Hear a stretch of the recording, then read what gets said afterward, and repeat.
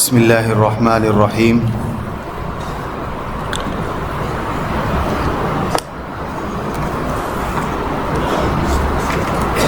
محمد الرسول اللہ والذین معه اشداء علی الکفار رحماء بینہم، صدق اللہ مولانا العظیم۔ قال النبی علیہ الصلاۃ والسلام: اصحابی کالنجوم بأیہم اقتدیتم اہتدیتم، او کما قال علیہ الصلاۃ والسلام۔ تین صحابہ اکرام رضوان اللہ علیہم اجمعین کی سیرت آپ حضرات کے سامنے آ چکی ہے۔ عشرہ مبشرہ میں چوتھے صحابی ہیں امیر المؤمنین سیدنا حضرت علی کرم اللہ وجہہ۔ حضرت علی یہ آپ صلی اللہ علیہ وسلم کے چچا ابو طالب کے بیٹے تھے۔ حضرت ابو طالب وہ عبد المطلب کے بیٹے تھے۔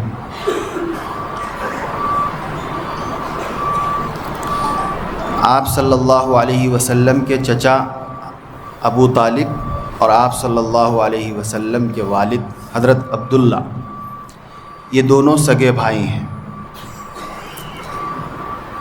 عبد المطلب بھی قریش کے سرداروں میں شمار ہوتے ہیں اور ایک عرصے تک انہوں نے سرداری نبھائی ہے اور کعبۃ اللہ کے وہ ذمہ دار اور امین رہے ہیں۔ قریش میں چند قبیلے ایسے تھے جو شروع سے بڑے باوفا اور ذمہ دار، قائدانہ صلاحیت رکھنے والے اور بت پرستی سے اپنے آپ کو دور رکھنے والے۔ آپ صلی اللہ علیہ وسلم کا پورا سلسلہ نسب قریش کے انہی لوگوں سے چلتا ہوا آیا ہے جنہوں نے بت پرستی سے اپنے آپ کو دور رکھا تھا۔ تو عبد المطلب اور ابو طالب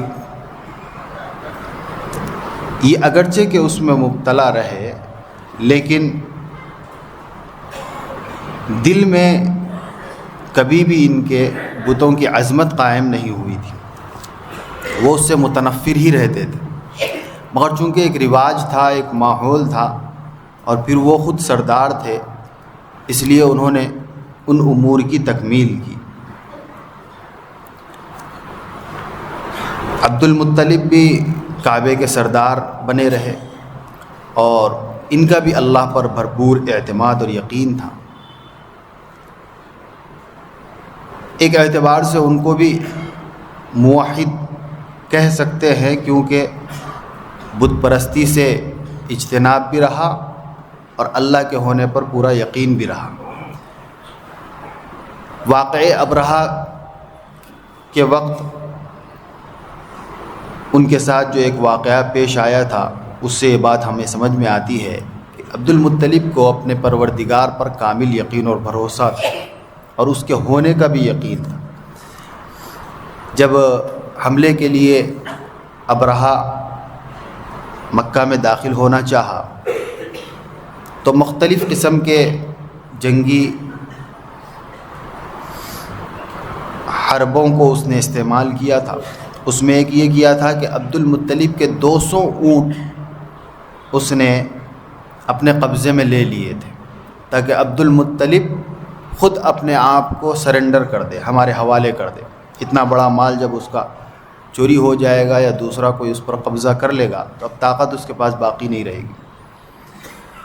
عبد المطلب کو وہ کعبے میں تھے، کعبے کی حفاظت کر رہے تھے۔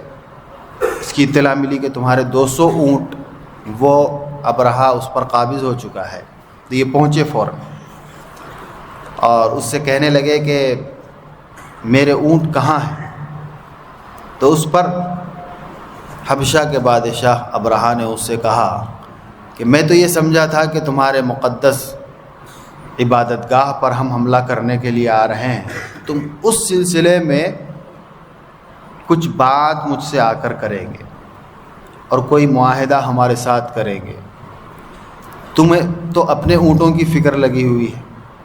تو اس وقت عبد المطلب نے یہی جواب دیا تھا کہ گھر اللہ کا ہے، محافظ بھی اللہ ہی ہے، میں تو ایک وسیلے کے طور پر، اپنی خوش قسمتی کے طور پر اس کا خادم بنا ہوا ہوں، البتہ یہ اونٹ میرے اپنے ذاتی تھے اور اس کی حفاظت بھی میری ذمہ داری تھی، تو میں اپنی ملکیت میں جو چیز ہے اس کو پوچھنے کے لیے آیا ہوں، باقی جو چیز اللہ کی ملکیت میں ہے اللہ اس کی حفاظت کر رہا ہے، وہ موجود ہے، نگہبان ہے، جب تک حفاظت کرتے رہے گا تم چاہو کتنی بھی تدبیریں اختیار کر لو اسے ڈھا نہیں سکتے۔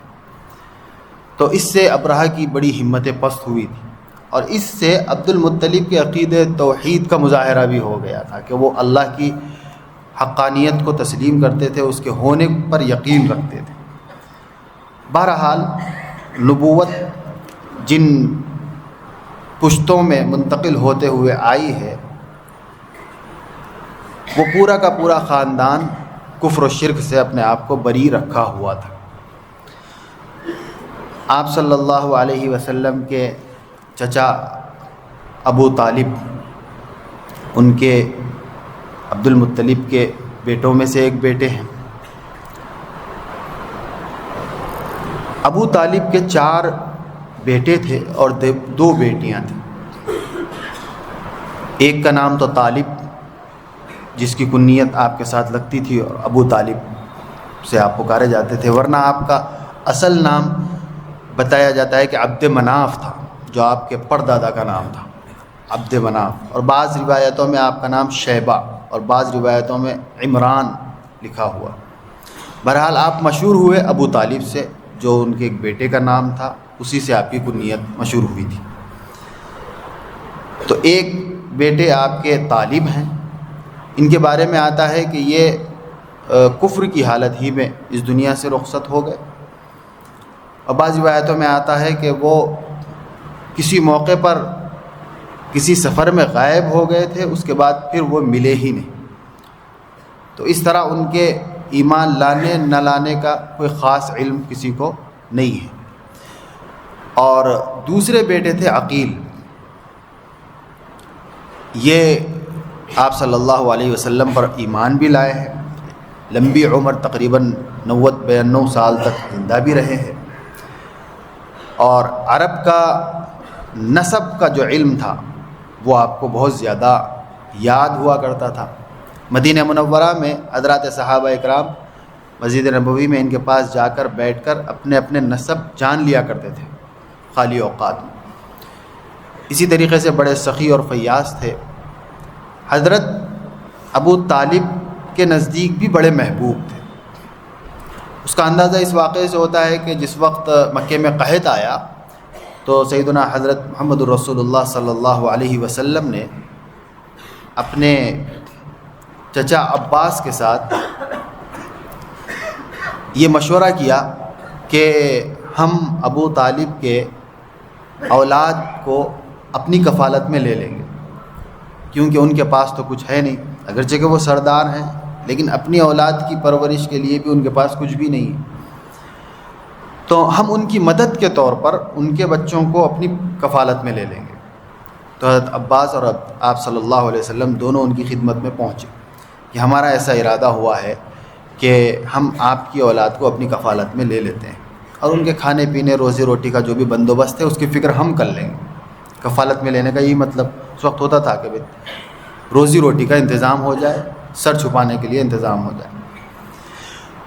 تو اس وقت حضرت ابو طالب نے ان لوگوں سے یہی کہا تھا آپ صلی اللہ علیہ وسلم سے اور حضرت عباس سے کہ بہتر ہے، بہت اچھی تدبیر تم لوگوں نے اختیار کی ہے، سوچی ہے، میرے لیے بڑے راحت کا یہ سبب ہو جائے گا، لیکن اچھا ہوتا کہ تم عقیل کو میرے لیے چھوڑ دیتے اور ماں باقیہ میں جس سے چاہے تم اپنی کفالت میں لے لیتے۔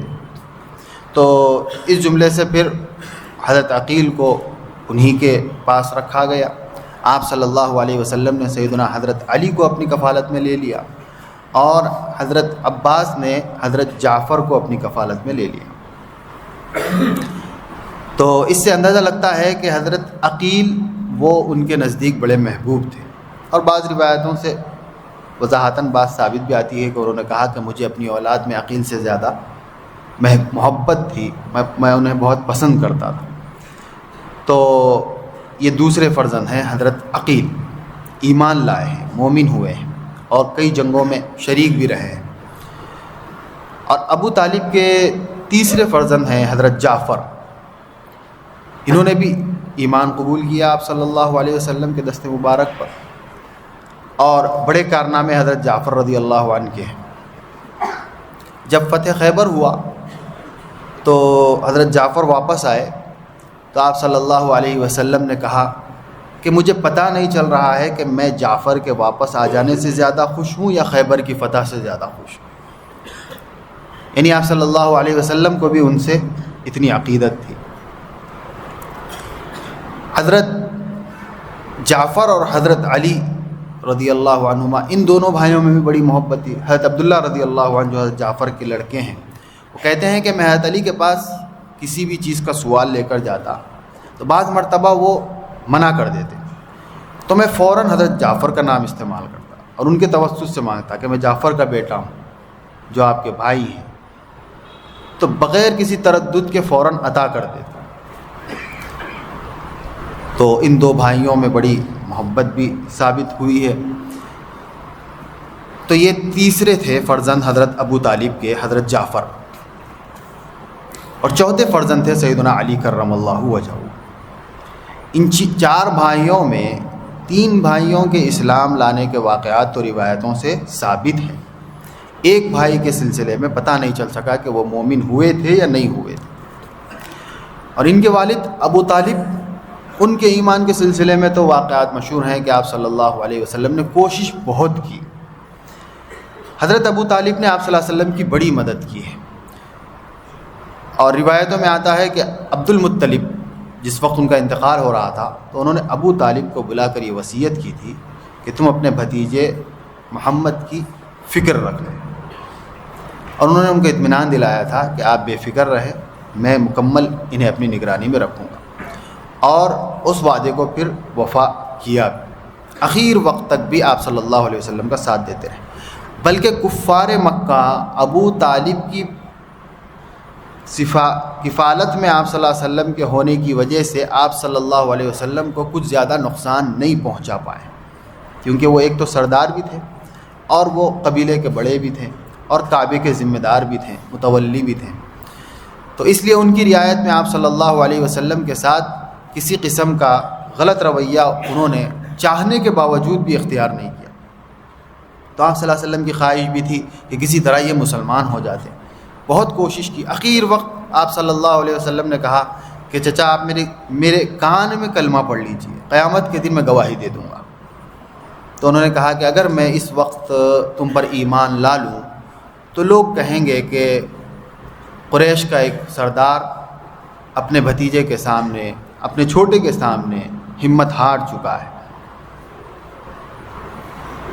اس وقت اللہ تعالیٰ نے یہ وحی نازل فرمائی تھی، اِنَّكَ لَا تَهْدِي مَنْ أَحْبَبْتَ وَلَكِنَّ اللَّهَ يَهْدِي مَن يَشَاءُ إِلَىٰ صِرَاطٍ مُّسْتَقِيمٍ۔ اے نبی، آپ جس کو چاہیں اس کو بھی ہدایت نہیں مل سکتی، ہدایت اسی کو ملے گی جس کو اللہ چاہے گا۔ اس سے علماء نے یہ مسئلہ واضح کر دیا کہ ہدایت خالص اللہ کے قبضے قدرت میں ہے، کسی کو اس پر کوئی اختیار نہیں۔ اسی لیے نبی نے ہدایت کی برقراری کی اتنی دعائیں مانگی ہے، مسنون دعاؤں میں، معصور دعاؤں میں، بار بار یہ دعا ملتی، جس میں آپ صلی اللہ علیہ وسلم نے مختلف انداز میں اللہ سے مانگا ہے کہ اے اللہ ہدایت دینے کے بعد گمراہ مت کر دیجیے اور ہدایت پر قائم رکھیے۔ قرآن میں بھی سکھایا گیا ربنا لا تزغ قلوبنا بعد اذ ہدیتنا، ہدایت دینے کے بعد پھر گمراہی کا شکار ہمیں مت ہونے دیجیے۔ تو ہدایت بہت بڑی دولت ہے، اللہ تعالیٰ نے اس کی وضاحت فرمائی کہ یہ ہم جس کو چاہیں گے اسی کو دیں گے۔ نبی بھی اگر کسی کو چاہ رہا ہوگا اور اللہ نے فیصلہ کیا ہے کہ اس کو ہدایت نہیں دینی ہے تو اس کو ہدایت نہیں مل سکتی۔ اور اللہ کس کو چاہتا ہے؟ اللہ نے قرآن میں اس کی وضاحت فرمائی، اللہ طلبگاروں کو ہدایت دیتا ہے، یعنی جس کو خود اپنے اللہ کو پانے کی خواہش ہوتی ہے اور وہ بنا کسی خوف کے اور کسی ملامت گر کی ملامت کی پرواہ کیے بغیر ایک اللہ کو ماننا چاہتا ہے اور جاننا چاہتا ہے تو اللہ اس کو ہدایت دے دیتا ہے۔ جو مخلوق کے خوف سے اپنے اللہ سے چھپنا اور بچنا چاہتا ہے یا اس اللہ کی بڑائی اور کبریائی کو لوگوں کے سامنے بیان کرنا پسند نہیں کرتا، اگر لوگ اس کو پسند نہیں کر رہے ہوں تو اللہ ایسے لوگوں کو ہدایت نہیں دیتا، کیونکہ اللہ بڑا بے نیاز ہے۔ اور اس نے اعلان کر دیا انا اغنی الشرکاء عن الشرک، میں سب بے نیازوں سے بڑھ کر بڑا بے نیاز ہوں، مجھے ماننے میں بھی اگر کسی قسم کی شرک کی ملاوٹ ہوگی تو میں ماننے نہیں دوں گا، اتنا بے نیاز ہے اللہ۔ تو اللہ تعالیٰ کو ماننے کے لیے شرک کا ادنا سا شائبہ بھی وہ قابل قبول نہیں ہوتا۔ سب سے بے پرواہ ہو کر جب بندہ اپنے دل سے اعلان کرتا ہے کہ میں ایک اللہ کو مانتا ہوں اور اس کو ماننے میں کسی کی پرواہ نہیں کرتا، کسی کا خوف نہیں کرتا، کسی ملامت گر کی ملامت کو سامنے آنے نہیں دیتا، تو پھر ہدایت اس کے گھٹی میں اللہ تعالیٰ اتار دیتا ہے، اور ایسا اتارتا ہے کہ پھر اس ہادی کے سامنے کوئی کافر اور مشرک اور باطل ٹک نہیں پاتا، کوئی اس کا مقابلہ کر نہیں پاتا، اس طرح اس کو ہدایت دی جاتی ہے۔ بہرحال حضرت ابو طالب بھی ایمان سے محروم رہے، البتہ ان کے 3 بیٹوں کے بارے میں یہ وضاحت آ گئی کہ تینوں کو ایمان نصیب ہوا تھا۔ چوتھے بیٹے حضرت علی کرم اللہ وجہہ ہوئے۔ حضرت علی رضی اللہ تعالی عنہ بچپن ہی میں اسلام لا لیے تھے، اور اسلام لانے کا واقعہ کتابوں میں یہ لکھا ہوا ہے کہ چونکہ آپ کی کفالت اور پرورش میں رہتے تھے آپ صلی اللہ علیہ وسلم کی، تو ایک مرتبہ انہوں نے دیکھا کہ رات میں حضرت صلی اللہ علیہ وسلم اور حضرت خدیجہ رضی اللہ عنہ یہ دونوں کچھ عمل کر رہے ہیں۔ تو حضرت علی نے اس کو دیکھ لیا اور اس سے فارغ ہونے کے بعد پوچھا کہ یہ آپ لوگ کیا کر رہے تھے؟ تو آپ صلی اللہ علیہ وسلم نے بتایا کہ بھائی میں اللہ کا رسول بنایا گیا ہوں، مجھ پر وحی آئی ہے اور ہم لوگ یہ نماز پڑھ رہے ہیں، اللہ نے ہمیں نماز پڑھنے کا حکم دیا ہے، نماز پڑھ رہے ہیں، میں ایمان کی اسلام کی دعوت تمہیں بھی پیش کرتا ہوں، تم بھی مسلمان ہو جاؤ۔ تو حضرت علی رضی اللہ عنہ نے کہا کہ یہ اپنے آبا و اجداد کے مذہب سے ہٹ کر دوسرا مذہب اختیار کرنے کی بات ہے، تو مجھے ذرا اپنے والد ابو طالب سے مشورہ کر لینا پڑے گا، تو میں ان سے مشورہ کر لیتا ہوں، پھر اس کے بعد آپ کو اس سلسلے میں وضاحت کرتا ہوں۔ تو اس وقت تک چونکہ اللہ کی طرف سے جو حکم ہوا تھا وہ یہ تھا کہ آپ صلی اللہ علیہ وسلم اور اپنی اہلیہ کے ساتھ وہ نمازوں کا اہتمام کرتے رہے اور اس دعوت کو ابھی عام نہ کریں۔ تو اسی کے پس منظر میں اللہ کے نبی صلی اللہ علیہ وسلم نے حضرت علی سے کہا کہ ٹھیک ہے، تم کو اگر ابھی شرح صدر نہیں ہو رہا ہے تو اس بات کو تم اپنے پاس ہی رکھو، ابھی ابو طالب سے اس کا تذکرہ مت کرو، تمہیں جب سمجھ میں آئے جب قبول کرو، لیکن جب تک میں کہوں ابو طالب سے اس کا تذکرہ مت کرو اور کسی اور سے بھی مت کرو۔ تو انہوں نے کہا کہ ٹھیک ہے۔ تو حضرت علی کہتے ہیں کہ اس رات میں لیٹا سونے کے لیے تو مستقل اسی پر غور و فکر کرتے رہا کہ آخر یہ کیا مذہب ہے، سچا بھی ہے کہ نہیں ہے۔ صبح ہونے تک اللہ تعالیٰ نے میرا انشراح صدر فرما دیا کہ یہی سچا مذہب ہے جو محمد الرسول اللہ صلی اللہ علیہ وسلم بیان کر رہے ہیں۔ چنانچہ دوسرے دن صبح میں سیدنا حضرت علی رضی اللہ عنہ پھر حاضر ہوئے اور عرض کرنے لگے کہ آپ نے رات مجھ سے کیا بات کہی تھی؟ تو آپ صلی اللہ علیہ وسلم نے پھر اسے دہرایا کہ یہ اللہ کا سچا دین ہے اور اس دین کو پہنچانے کے لیے مجھے رسول اور قاصد اللہ تعالیٰ نے متعین فرمایا ہے، فرشتہ آیا تھا میرے پاس وحی لے کر، مجھے نبی بنایا گیا ہے اور اس وقت مجھے اس عبادت کا حکم دیا گیا ہے جو ہم لوگ کر رہے ہیں۔ تو حضرت علی نے کہا کہ میں نے رات بھر سوچا اور مجھے اطمینان ہو گیا ہے کہ آپ سچے نبی ہیں اور آپ کو اللہ کی طرف سے بھیجا گیا ہے، تو بتائیے کہ میں اس عمل میں کیسے شریک ہو سکتا ہوں؟ پھر اللہ کے نبی صلی اللہ علیہ وسلم نے انہیں کلمہ توحید و رسالت دہرایا، پڑھایا۔ حضرت علی رضی اللہ عنہ نے اس کو پڑھا اور پڑھ کر مسلمان ہو گئے۔ اس طرح حضرت علی رضی اللہ عنہ سب سے پہلے آپ صلی اللہ علیہ وسلم کے بعد ایمان لانے والوں میں سب سے پہلی شخصیت ہے جنہوں نے ایمان کو قبول کیا ہے۔ بچوں میں، عورتوں میں حضرت خدیجۃ الکبریٰ ایمان لے سب سے پہلے، اور بڑوں میں سیدنا ابوبکر صدیق رضی اللہ عنہ سب سے پہلے ایمان لائے، اور بچوں میں سب سے پہلے سیدنا علی کرم اللہ وجہہ ایمان لے آئے۔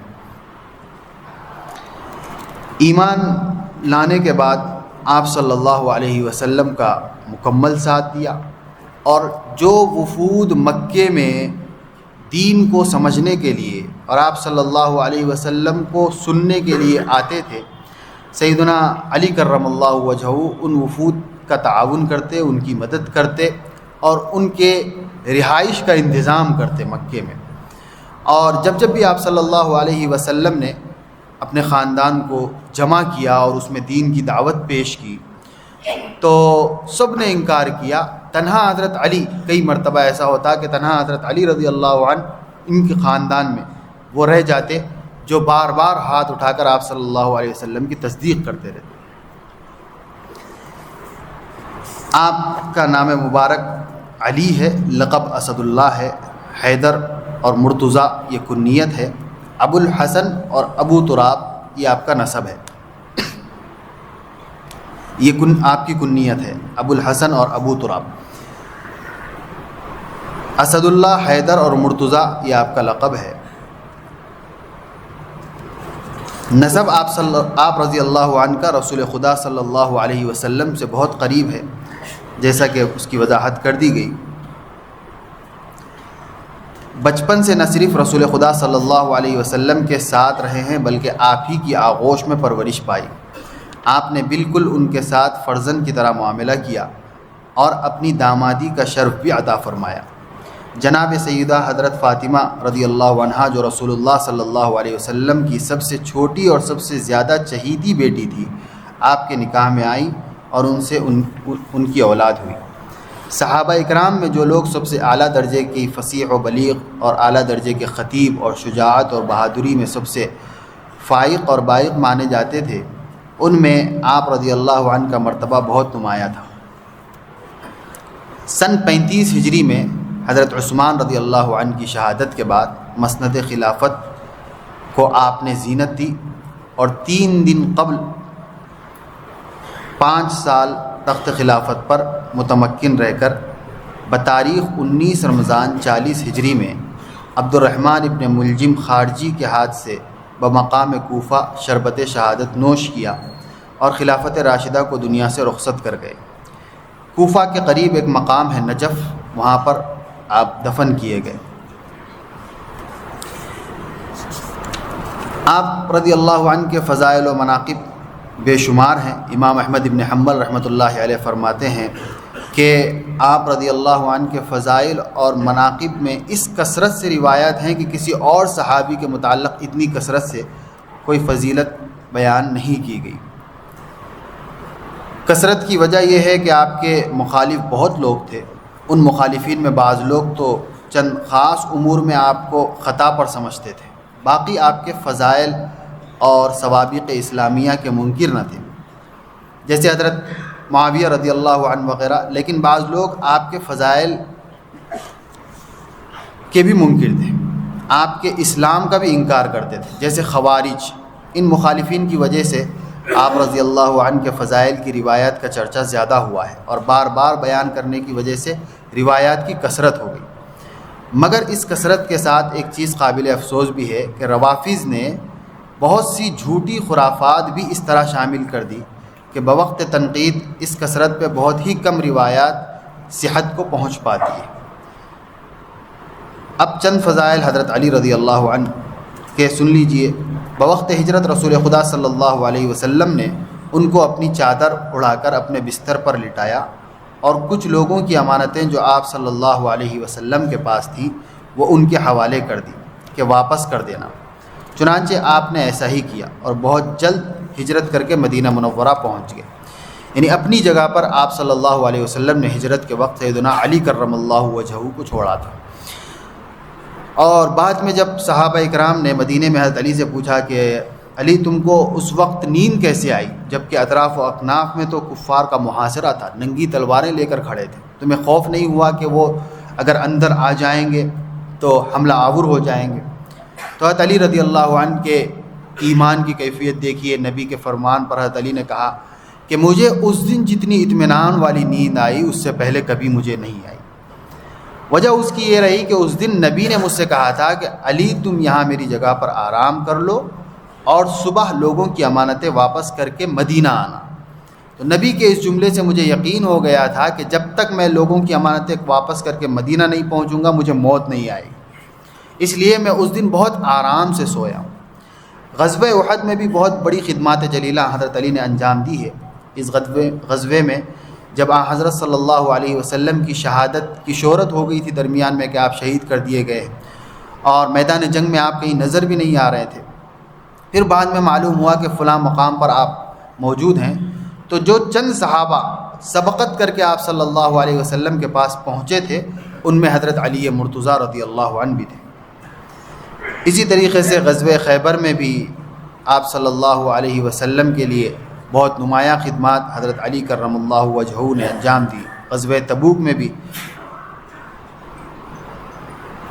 غزوہ تبوک ایک ایسی جنگ ہے جس میں حضرت علی کرم اللہ وجہہ مدینے میں رہ گئے تھے, باقی تمام غزوات میں آپ صلی اللہ علیہ وسلم کے ساتھ شریک رہے ہیں.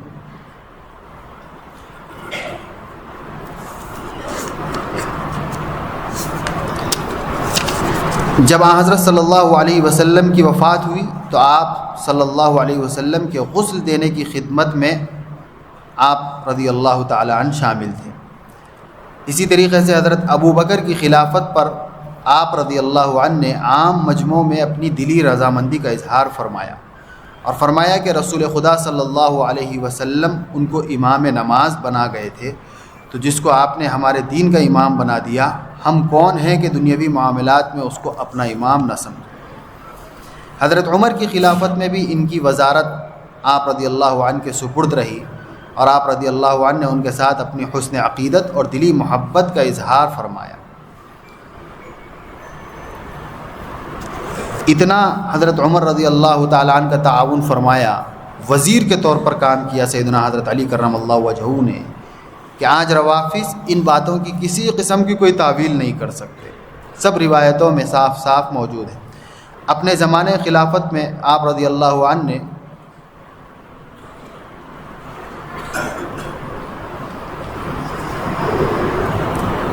بے شمار مرتبہ یہ جملہ ارشاد فرمایا اور تقریباً 80 سے زائد سندوں کے ساتھ حدیث کی کتابوں میں یہ جملہ موجود ہے کہ آپ نے فرمایا خیر الامتی بعد نبیہا ابو بکر ثم عمر.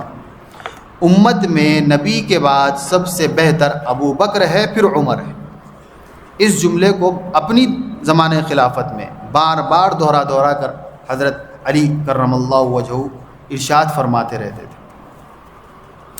اور اپنی خلافت میں ایک گشتی فرمان بھی لکھ کر شائع کرایا کہ جو شخص مجھے ابو بکر و عمر سے افضل کہے گا اس کو میں وہ سزا دوں گا جو مفتری کو دی جاتی ہے, یعنی 80 کوڑے ماروں گا.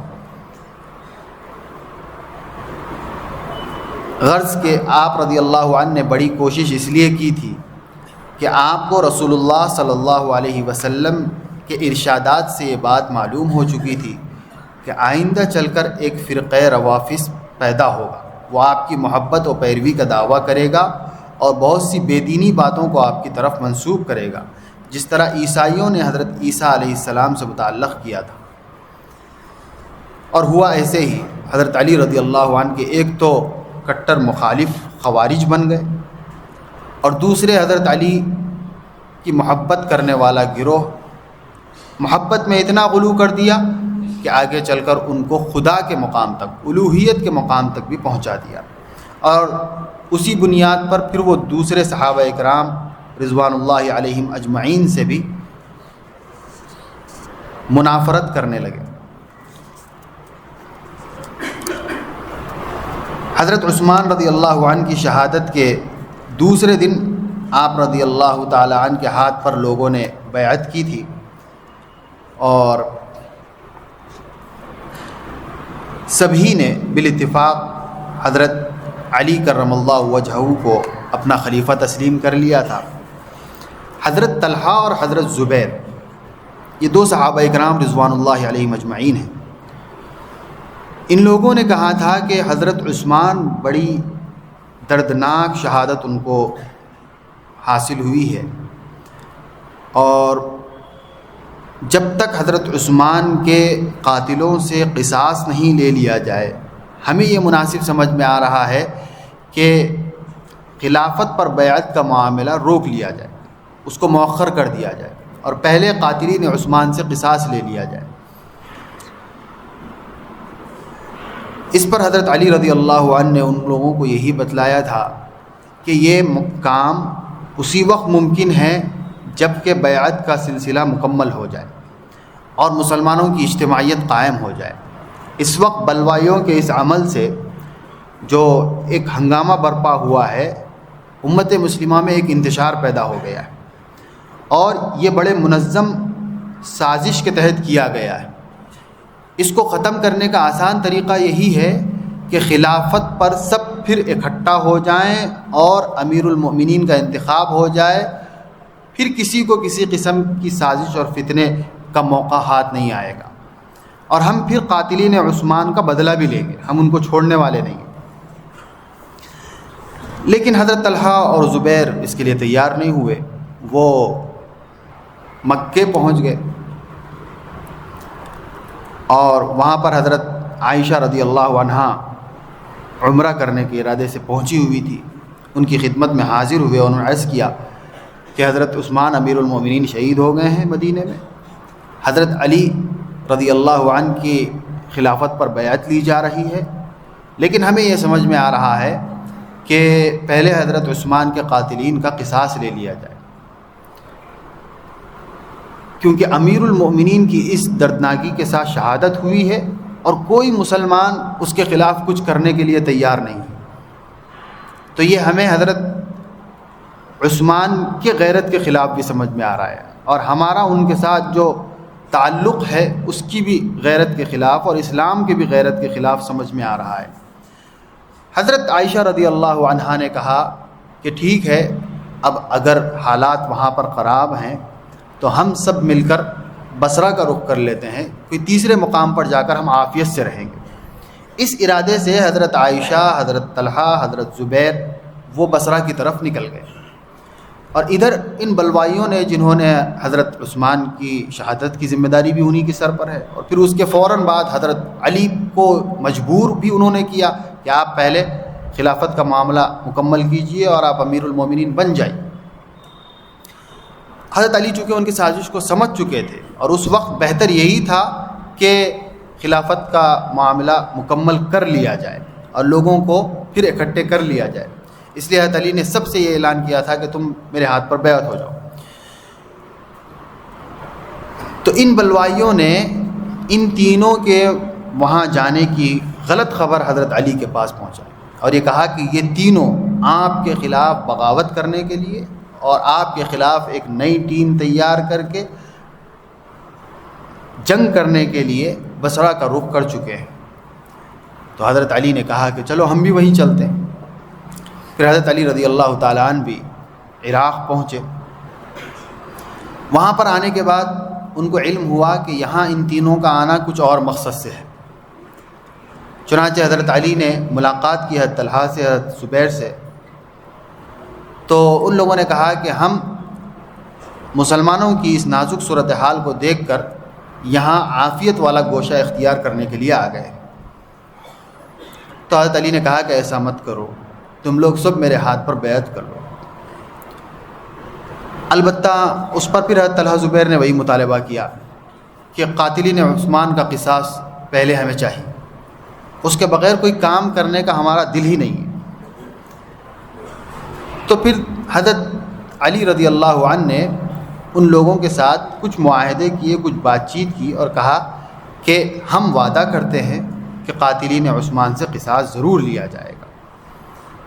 بس آپ حضرات کی وجہ سے ایک بڑی جماعت وہ بیعت سے ابھی رکی ہوئی ہے، تو آپ حضرات بھی اگر بیعت کر لیں گے تو سب کے سب بیعت میں داخل ہو جائیں گے، اور جب ایک مضبوط امارت اور خلافت قائم ہو جائے گی تو پھر ہم وہ سارے معاملات کو نمٹیں گے جس کے نمٹنے کی خواہش خود ہمارے دل میں بھی ہے، کیونکہ ہم بھی اب تک مغموم ہیں سیدنا حضرت عثمان رضی اللہ عنہ کی شہادت سے، اور اس کو روکنے کے لیے ہم نے اپنی حد المقدور کوشش بھی کی، اور حضرت علی نے کی بھی تھی، اپنے دونوں فرزندوں کو حضرت عثمان کے گھر کے دروازے پر کھڑا کر دیا تھا تاکہ کوئی اندر داخل ہونے نہ پائے، اسی لیے تو بلوائی پیچھے کے دروازے سے کود کر گھر میں داخل ہوئے اور حضرت عثمان کو شہید کیے۔ اور اس دوران حضرت علی نے اپنے سے جو ہو سکا وہ ممکن تعاون حضرت عثمان کا کیا تھا۔ تو یہ بات ابھی چل ہی پا رہی تھی، اور حضرت طلحہ و زبیر اور عائشہ حضرت علی پر بیعت ہی کرنے والے تھے کہ بلوائیوں نے دیکھا کہ ہمارا مقصد ختم ہو رہا ہے، ان دونوں کے درمیان تو مصالحت ہو رہی ہے۔ ان لوگوں نے الگ سے اپنے چند لوگوں کے ساتھ مل کر ایک پلان بنایا کہ ہم صبح حضرت طلحہ اور زبیر کی حضرت علی سے ملاقات ہونے اور مصالحت ہونے سے پہلے رات ہی میں ان کے خیمے پر حملہ کر دیں گے، جس کے نتیجے میں وہ پلٹ کر ہم پر حملہ کریں گے اور جنگ شروع ہو جائے گی، کیونکہ وہ حضرت علی کو تیار کر کے ہی لائے تھے ان لوگوں کے خلاف جنگ کرنے کے لیے کہ یہ لوگ آپ سے بغاوت کر رہے، اور امیر المومنین سے بغاوت کرنے والوں کے خلاف جنگ واجب ہوتی ہے، لہذا آپ آئیے۔ لیکن حضرت علی نے آ کر پہلے ان لوگوں سے بات کی تھی تو مقصد سامنے آ گیا تھا، تو رات کے وقت صبح ہونے سے پہلے ان لوگوں نے حضرت عائشہ کے خیمے پر حملہ کر دیا۔ ظاہر سی بات ہے، جیسے ہی حملہ کیا تو اس خیمے میں یہ ہلچل مچ گئی اور یہ بات عام ہو گئی کہ حضرت علی کی طرف سے بغاوت ہوئی، معاہدہ ہو رہا تھا اس میں حضرت علی کی طرف سے بغاوت ہوئی، اور ادھر حضرت علی رضی اللہ عنہ کے اوپر ان لوگوں نے دفاعی کارروائی میں حملے کیے۔ تو یہاں پر جب لوگوں نے دیکھا کہ ہم پر حضرت عائشہ کے خیمے سے حملے ہو رہے ہیں تو یہاں پر یہ بات مشہور ہو گئی، ان لوگوں نے مشہور کرا دی کہ حضرت عائشہ کی طرف سے صلح کی جو بات ہو رہی تھی اس سے بغاوت ہوئی۔ ابھی تو حضرت علی سے وہ صلح کی بات کر رہے تھے اور اب رات میں انہوں نے حملہ کر دیا ہے۔ تو اس طرح بدگمانی کے ساتھ دونوں طرف جنگ ہو گئی، جنگ جمل اس جنگ کا نام ہے، اور اس میں کئی ہزار مسلمان دونوں طرف شہید ہوئے ہیں۔ تو حضرت علی رضی اللہ عنہ کے ساتھ مسلمانوں کی جو خانہ جنگیاں ہوئی ہیں اس میں یہ ایک جنگ جمل ہے اور دوسرے جنگ صفین ہے۔ یہی جنگ جمل میں حضرت طلحہ و زبیر دونوں کے دونوں شہید ہو گئے، اور حضرت طلحہ تو میدان جنگ میں شہید ہو گئے، حضرت زبیر جنگ سے کنارہ کش ہو کر واپس جا رہے تھے، راستے میں ان کو ابن جرمز نامی ایک شخص نے شہید کر دیا، اور ابن جرمز حضرت زبیر کو شہید کر کے انعام کی امید سے سیدنا حضرت علی کرم اللہ وجہہ کے پاس آیا اور کہنے لگا کہ امیر المومنین مبارک ہو، میں نے آپ کے دشمن کو قتل کر دیا ہے۔ حضرت علی نے پوچھا کہ کس کو قتل کیا ہے؟ اس نے کہا کہ زبیر کو۔ آپ نے فرمایا کہ میں تجھ کو خوشخبری سناتا ہوں کہ تو دوزخ میں جائے گا۔ ابن جرموز نے کہا کہ واہ، آپ نے بہت اچھا انعام دیا ہے۔ آپ نے فرمایا کہ میں کیا کروں؟ مجھ سے رسول خدا صلی اللہ علیہ وسلم نے فرمایا تھا، یا علی بشر قاتل ابن صفیہ بالنار، اے علی میری پھوپھی صفیہ کے بیٹے کو جو شخص قتل کرے اس کو تم دوزخ کی خوشخبری سنا دینا۔ تو حضرت زبیر حضرت صلی اللہ علیہ وسلم کے پھوپھی زاد بھائی بھی تھے۔ یہ سن کر ابن جرموز نے خودکشی کر لی۔ حضرت علی نے یہ دیکھ کر بلند آواز سے تکبیر پڑھی کہ دیکھو حضور صلی اللہ علیہ وسلم نے جو فرمایا تھا وہ کیسا سچ نکلا۔ اختتام جنگ کے بعد حضرت علی اور حضرت حسن اور عبداللہ ابن عباس میدان جنگ میں مقتولوں کی لاشیں دیکھنے کے لیے تشریف لے گئے، اور ایک مقام پر پہنچ کر حضرت حسن نے آواز دی، یا ابتی واللہ فرخ، اے ابا جان قسم اللہ کی ایک نوجوان بچہ قریش کا یہاں پڑا ہوا ہے۔ حضرت علی نے پوچھا کون؟ تو انہوں نے کہا کہ محمد ابن طلحہ۔ حضرت علی کی آنکھوں میں آنسو آئے اور انہوں نے کہا واللہ کان شابا صالحا، خدا کی قسم نوجوان صالح تھا۔ پھر علی کا گزر حضرت طلحہ رضی اللہ عنہ کی لاش مبارک پر ہوا تو آپ رضی اللہ عنہ ان کو دیکھ کر بیٹھ گئے اور فرمانے لگے کہ اے ابو محمد اس جگہ اس حالت میں پڑے ہیں، اور فرمایا کہ اے کاش آج سے 20 برس پہلے علی مر گیا ہوتا اور اس طرح کے احوال کو دیکھنے کی نوبت نہ آتی۔